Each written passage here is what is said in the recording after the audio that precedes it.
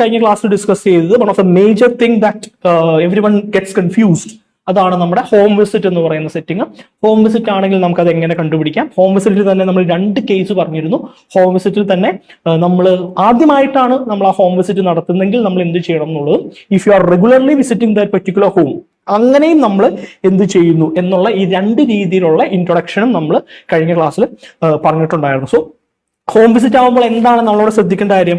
Home വിസിറ്റിൽ for example നമുക്കതൊരു non case ആയിട്ടാണ് നമ്മൾ മിക്കവാറും അത് വരുള്ളൂ. കാരണം എന്താ? ഫോർ എക്സാമ്പിൾ നമുക്ക് പേഷ്യന്റിന്റെ പേരും എന്തിനാണ് നമ്മളെ ആ ഹോമിലേക്ക് അല്ലെങ്കിൽ ആ വീട്ടിലേക്ക് വിസിറ്റ് ചെയ്യാനായിട്ട് പറഞ്ഞു വിടുന്നതെന്നുള്ള കാരണം നമുക്കറിയാം. അപ്പൊ നമ്മൾ പേഷ്യന്റ് വീടും പേഷ്യന്റിനോടാണോ സംസാരിക്കുന്നത്, നമ്മൾ ആ വ്യക്തിയോട് തന്നെയാണോ സംസാരിക്കേണ്ടത് എന്നുള്ള കാര്യം നമ്മൾ ഐഡന്റിഫൈ ചെയ്യുക എന്നുള്ളതാണ്. And is the right time to talk. ഈ 2 കാര്യങ്ങളും ഐഡന്റിഫൈ ചെയ്യുക എന്നുള്ളതാണ് നമ്മുടെ first and foremost task. Sorry Rajashree, yes, good morning, hope you are good.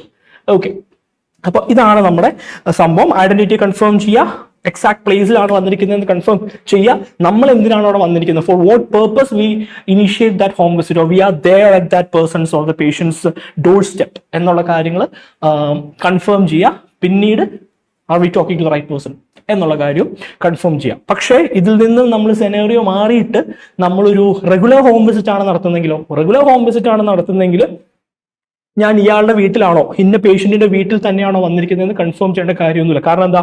We already visited that place yesterday അല്ലെങ്കിൽ ലാസ്റ്റ് വീക്ക് നമ്മളത് വിസിറ്റ് ചെയ്തിട്ടുള്ള കാര്യം മാത്രമല്ല, നമ്മൾ ഏത് പേഷ്യന്റിനെയാണോ കാണേണ്ടത്, ഇന്റൻഡഡ് പേഴ്സണെ നമുക്ക് ഓൾറെഡി അറിയാം. അപ്പൊ പിന്നെ am I talking to the right person എന്നുള്ള ഐഡന്റിറ്റി കൺഫർമേഷന്റെ ആവശ്യം അവിടെ ഇല്ല. അപ്പോൾ അവിടെ നമുക്ക് എങ്ങനെ ഇനിഷ്യേറ്റ് ചെയ്യാം? I am here as a part of my regular home